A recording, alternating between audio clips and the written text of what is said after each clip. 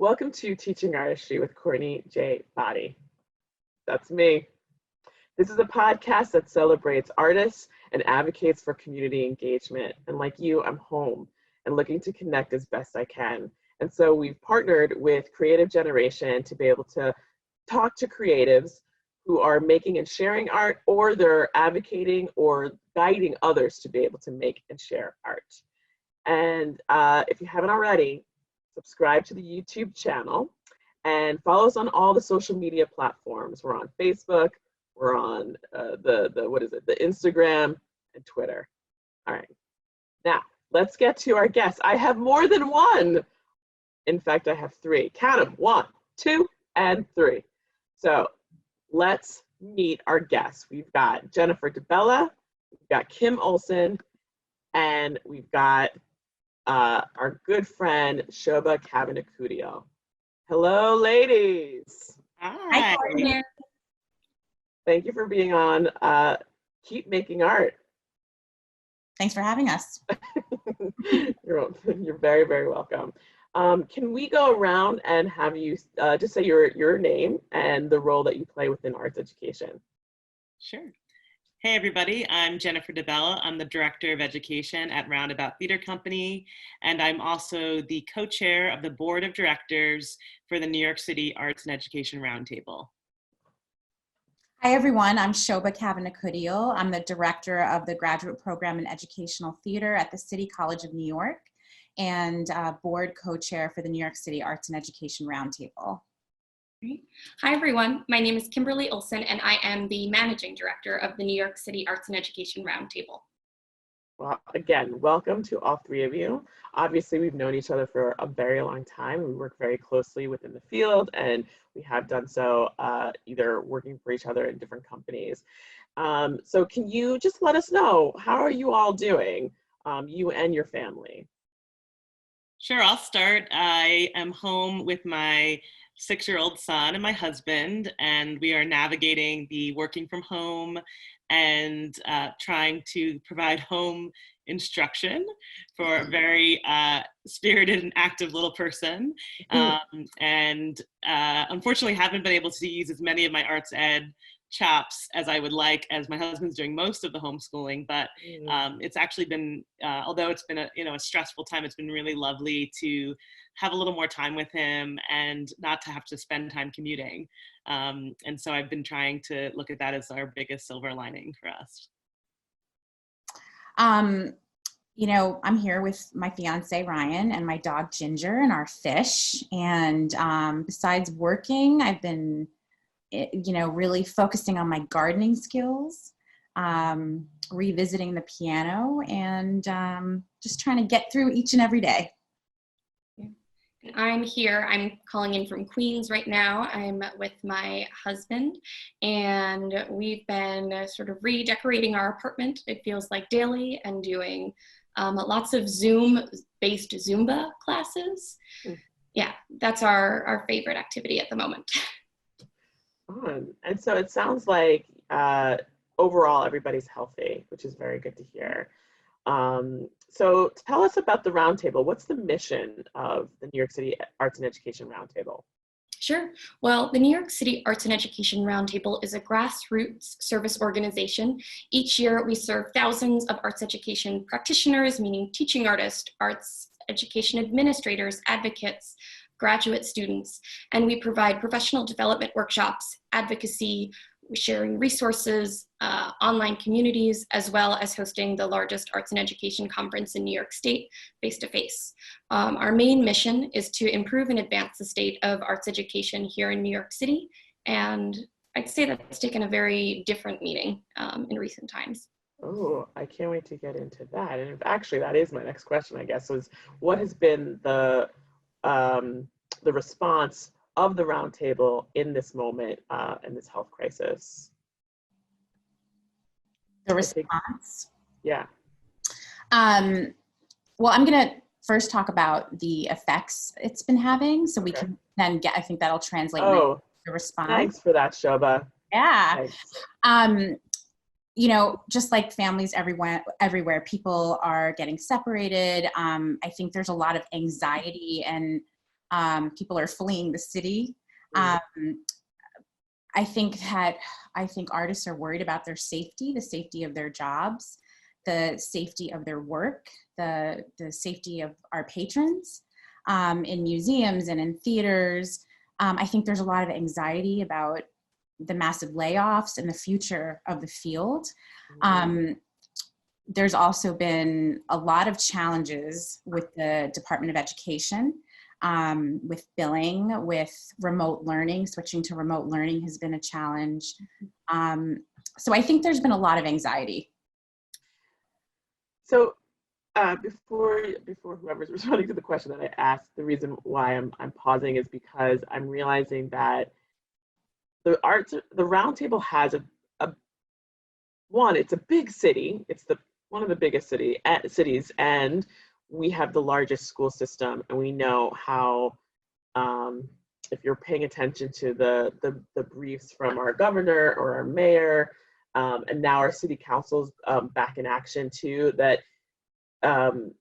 everybody's feeling very anxious. Everybody's feeling loss. I heard a crazy statistic today that a translation of the statistics that we're hearing about the numbers of deaths in this state, that it equals to be about 1 in every 700 people have died from this disease. I heard today, which is wild.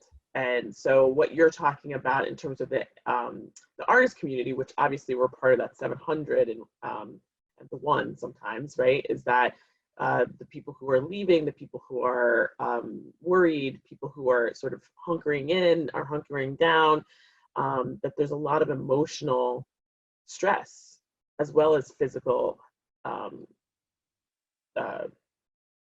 ailments. I guess that's not the right word, but so I appreciate it, so that you went by the agenda and not by my question. Yeah. But I just wanted to point that out to you, that there's something about just understanding the magnitude of what this health crisis looks like, and the fact that something that inspired me, and I've talked about here, is an event that I went to. It was a webinar with a health professional, along with some other folks who are looking at trauma-informed practices, and talking about how the healing arts is what he said, Dr. Williams, the healing arts is what's very, very important. So now going to what's the response? What is the Roundtable trying to do in terms of its advocacy? Absolutely. I think that is the main core principle of what we've been trying to hold on to, is that we know that young people and all of the folks that we partner with and support need the arts now more than ever. That there is this moment of collective trauma, and the arts can really be part of the healing process. And so, as soon as we started hearing from our colleagues on the West Coast, that they were, sadly about a week ahead of us in terms of how the virus affected them. So we started to really hear that they were trying to make plans for a possible shutdown. And when we heard that, Sobha and Kim and I immediately got together and said, we have to do something. We have to make sure that we are providing a forum for our colleagues, for the arts educators in the city. So we jumped in, and even prior to the shutdown in New York, we hosted our first town hall style forum. In fact, we were so new at Zoom that we didn't even realize that there was a cap on our current account. We had hundreds of people interested, and we only had 100 people that we could let in. We've since learned, and we've had multiple, hundreds of people participate in our programming since then, but it kind of shows you how new we were to this game. But the response was overwhelming, that people needed to connect, they were concerned, they didn't know what to do, and we could provide a place for folks to come together and share what they were hearing, share what was coming down from the Department of Education, and really get ready for a shutdown. And then shortly right after that, we partnered with the Association of Teaching Artists on a national teaching artist town hall. And that event brought folks, about 500 people from all around the country. That was just 3 days later. Around the world, yeah, Yeah. exactly. Thank you. That was only 3 days later. That was March 13th. So just trying to sort of show how quickly we were able to respond to what was happening. And that was really trying to focus on teaching artists, which we were concerned that would be the most sort of vulnerable in the arts ed world. And then a few weeks later, we followed up with a second forum that was focused for arts administrators, because arts administrators were reeling, what are we going to do? How are we going to support our teaching artists? How will we continue to offer the level of service that we have been offering when now the schools are closed, right? So we had another forum towards the end of March. And from all of these different events, it became clear that the field was in need of major advocacy around two core issues. The first was teaching artists, who, as you know, many overnight teaching artists lost most or all of their work in some cases. Of course, arts administration folks now have since also, we've seen a lot of furloughs and layoffs in the admin world as well, but we were really seeing that our arts education community was really being sort of decimated overnight. So that was the first issue we wanted to focus on. How do we support those folks? Secondly, we started to see and hear that arts educators needed support in their collaboration with the Department of Education. Everything from how to transition to remote learning, how do we create programming, when we're used to being live and in person, how do we transition that to remote? But also, how can we get paid for the work that we're doing? So for many organizations, especially smaller organizations, they rely on income from the Department of Education in order to pay their teaching artists. And so what we saw was these arts organizations really reacting very nimbly and quickly pivoting to support the arts learning for our 1.1 million young people here in New York City. But very quickly, it became apparent that the DOE was not going to support the arts learning during the shutdown. And in fact, it seems as if at this moment, the DOE is saying that the arts are not deemed essential services for our students during this time period. And we just find that unacceptable. We believe that young people need the arts now more than ever, that the arts play a crucial role in supporting students' social and emotional learning. And we felt like we had to do something to try to help make sure that these services were not disrupted, and quite frankly, to ensure the future that these organizations could continue to provide the services next season and beyond. Yeah. And so we jumped in on a major sort of advocacy campaign to advocate for our students and our educators. We have written to appeals to the chancellor and to our elected officials, and really trying to galvanize the community to make some noise of it about trying to help the DOE understand, or to at the very least clarify, that the arts education is essential for our young people. So that's been the heart of our advocacy over the past few weeks. And amongst all of that, all of these events and trying to be responsive and advocating for our community, we also realized that our flagship event, Face-to-Face, was not going to be able to happen in person. And so we, again, incredibly fast, the team, the conference committee, Kim and the staff and the board really pivoted so quickly and launched a digital event.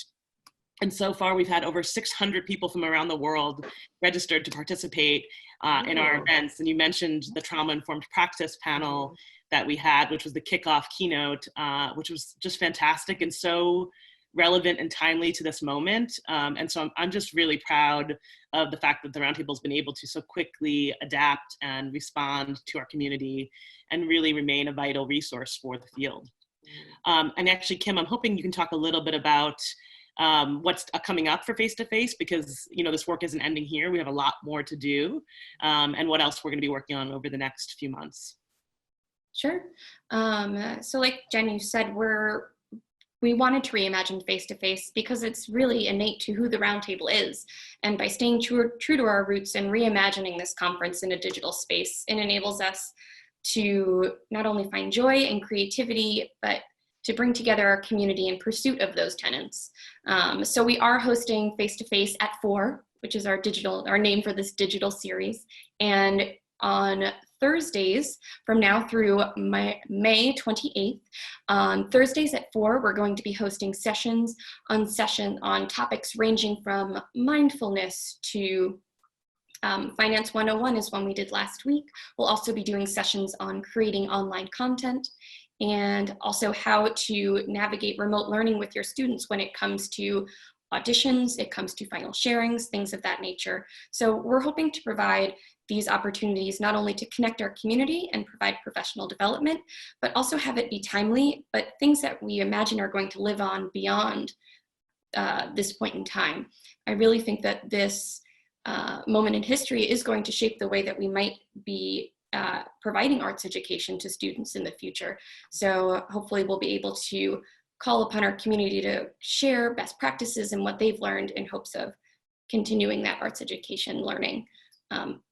Also, just to call back to Jen, what you were saying, we at the Roundtable are passionately advocating for our community. Not only are we contacting our government representatives, we're also encouraging our community to do the same thing.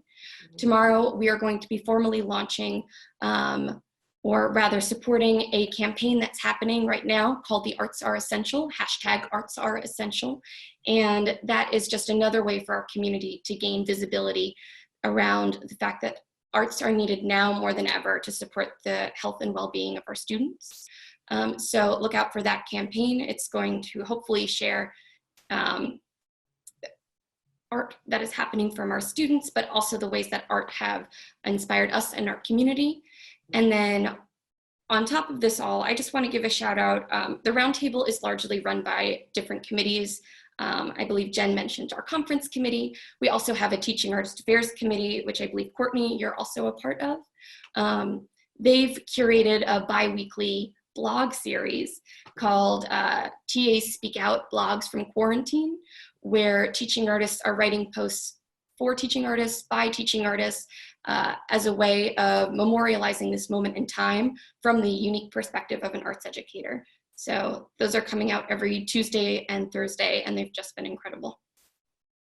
I mean, this all sounds so great. And Jen and Kim, when you were talking, I was thinking about the fact that today is not today, because it's still air later. But like the today, there was a report from the National Endowment for the Arts about theater for young audiences. So it's not all arts disciplines, but there's a portion of a report that shares some early findings from a longitudinal research project that the New Victory did.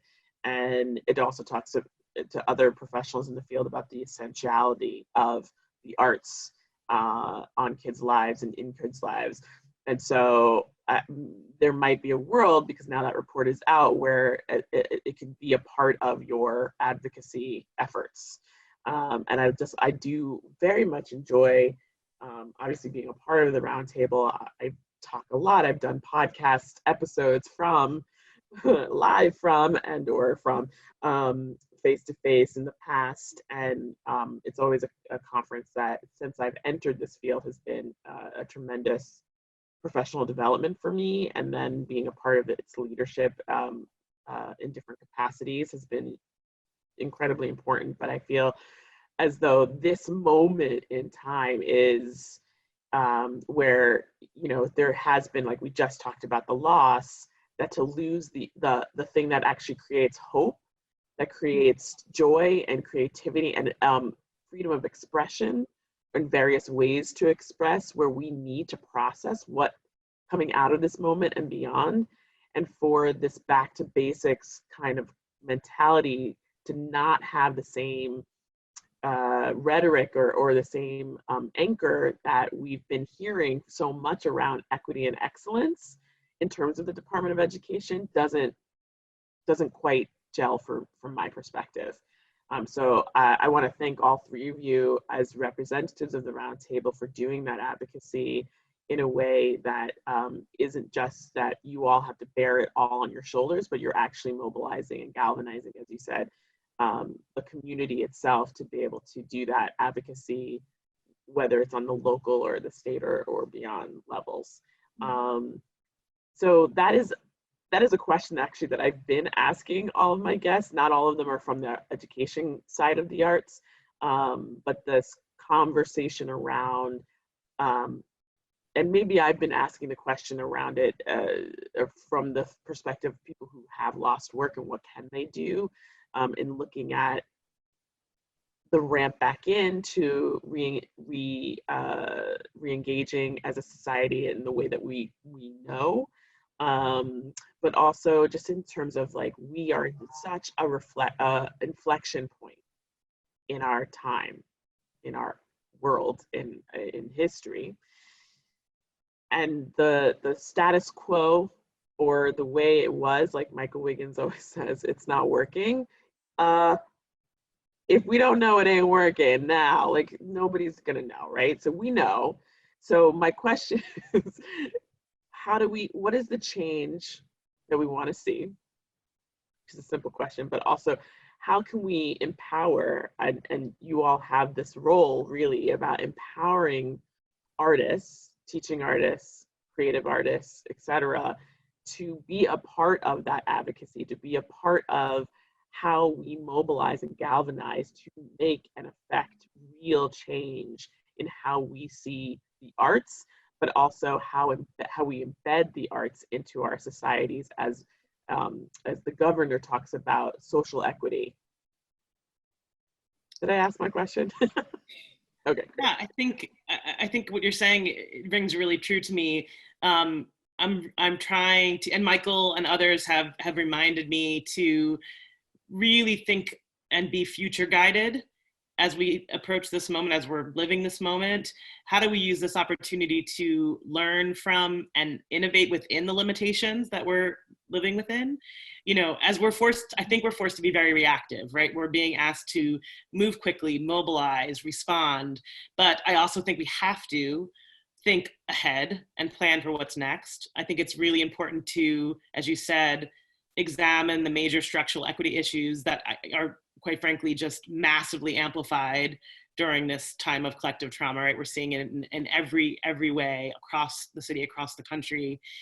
So how do we make sure that we don't lose, how do we ensure that issues of equity and inclusion are not forgotten in this moment? Because I think it would be very easy to go right back to status quo. And I think we have to really be paying attention to the data. What is the data telling us about what's happening in this moment, and how do we make sure that we learn from it and really move forward in a way that's going to be a more positive and equitable future for our field, for our young people, for the city. And so to me, I'm really just trying to also, be responsive, be nimble, but also think ahead. And learn from this and think about how our field is going to shift and change. It has to. So that's where I'm at, in that moment. Thank you. I think just thinking about the future, I think something that's been resonating with me is just celebrating the privilege that we all have to be able to do the work that we're doing. And with that, the one thing that is not lost upon me is how quickly our community came together and has mobilized. And Courtney, you and Creative Generation, like you're an example of that, right? People are partnering together. The Roundtable has done that. It's really exciting. And I think that artists can gain strength from the community. But I think also it helps us stop and think, can we shift our mind a little bit and look for opportunity? Mm-hmm. And what can we, we're going to have a new normal. That's a fact. And so what are we learning from each other? How are we supporting each other? How are we allowing people to, have shoulders to lean on? We're sharing, we did the unemployment webinar today, and it was incredible how many people were sharing resources. Mm-hmm. Nobody on the panel was an expert. I certainly wasn't as a moderator, but because a community came together of how many people were on that, Kim? About? I think it was over 120 or 130. So 130 people came together, and, a lot of questions were left unanswered, but many were answered. And, so the questions that were left unanswered, we know we have to find out the answers to. And so I think it's really important in being future minded to also stop and just celebrate what we are really lucky to be able to do. And, you know, for me personally, the opportunity, you know, I've had to stop and think, I mean, just working in higher ed, we have a whole cohort of graduates that are not going to walk at graduation. And one of the premier events at City College is our graduates sharing their research through ethnodrama. That's not going to happen. But how can it happen? How can we make that happen? And we figured it out. But I think it's important to celebrate and to recognize the community that we're a part of. Yeah, I agree with what you said too, Sobha, about having that shoulder to lean on. I think the lens that I'm bringing to my position right now at the Roundtable is that people need to take care of people. That by supporting each other in these little moments, whether that's sharing a resource in a chat box, crowdsourcing resources in our Facebook group, showing up to any of these events, it enables us to better support each other. And then in turn, hopefully we'll be able to better support our students, our communities now and through the pandemic. So just keeping, I think Takima during our keynote said it, the humanity first, and keeping that as the point of perspective and the lens through which I'm viewing all my work is what's helping me to sort of mobilize and figure out, okay, what are the next steps from the staff perspective to be able to help these big ideas become reality. Right. And I'm with you actually about that. Again, I like the metaphor of the leaning on others, that on a micro level that can actually be amplified to get to a macro level. And to me, that is my whole theory in life is around feminarchy.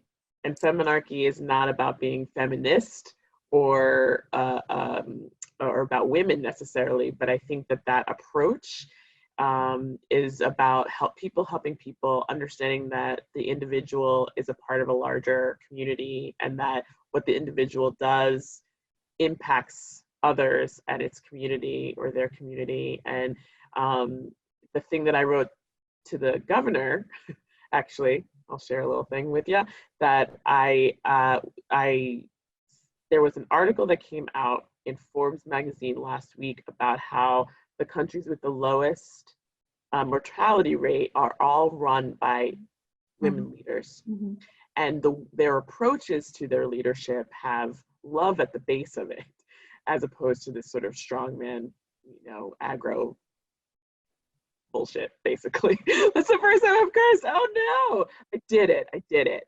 But I love what you said, Kim, about that keeping humanity at the center of our choice making, our decision making. That is also, in a really nice anchor for how we're pivoting our programming, how we're pivoting and crowd sharing and peer sharing, but also how we're thinking about how we can serve our 1.1 million students.